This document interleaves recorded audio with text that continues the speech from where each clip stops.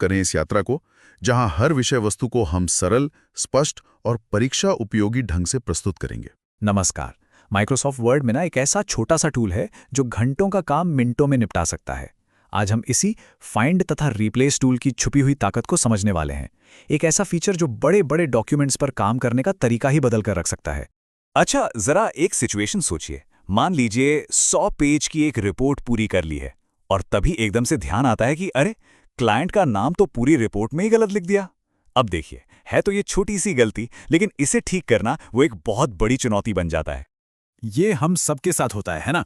सोचिए, कोई 50 पेज की रिपोर्ट है और उसमें किसी प्रोजेक्ट का नाम बदलना पड़ जाए। अब एक एक करके हर शब्द को खोजना, फिर उसे बदलना, उफ, ये ना सिर्फ थकाने वाला काम है, बल्कि इसमें गलती होने की गुंजाइश भी बहुत ज्यादा रहती है। लेकिन घबराइए मत, इस मुश्किल काम के लिए वर्ड में एक बहुत ही पावरफुल सॉल्यूशन पहले से ही मौजूद है। एक ऐसा टूल जो खास तौर पर इसी काम के लिए बना है और ये घंटों की मेहनत को सचमुच मिनटों में खत्म कर सकता है। और वो समाधान है फाइंड तथा रिप्लेस। इसका काम बहुत सीधा साधा है।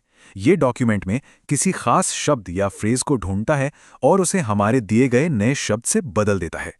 मतलब जिस प्रॉब्लम की हम अभी बात कर रहे थे, ये उसका एकदम सटीक और तेज इलाज है। अब इस टूल की जो असली ताकत है ना, वो इसके दो हिस्सों में छिपी है जो एक साथ मिलकर काम करते हैं।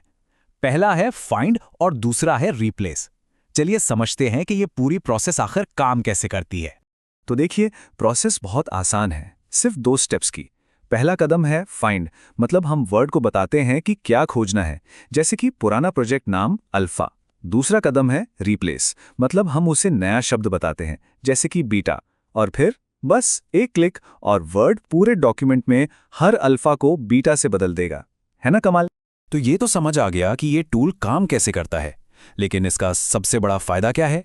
ये सिर्फ एक मामूली सा फीचर नहीं है, ये उससे कहीं बढ़कर है। इसका सबसे बड़ा, सबसे जरूरी फायदा है समय और मेहनत की जबरदस्त बचत।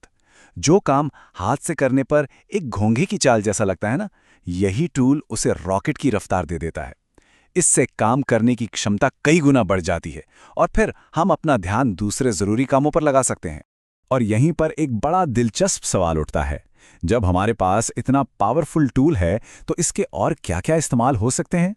सोचिए, इसे सिर्फ गलतियां सुधारने के लिए ही नहीं, बल्कि डॉक्यूमेंट्स को फॉर्मेट करने, प्लेस होल्डर टेक्स्ट को बदलने या फिर कोड में किसी वेरिएबल को अपडेट करने के लिए भी इस्तेमाल किया जा सकता है। इसकी संभावनाएं तो लगभग अनंत हैं। तो अगली बार जब वर्ड खोलें तो जरा सोचिएगा, इस टूल का अगला मजेदार इस्तेमाल क्या हो सकता है।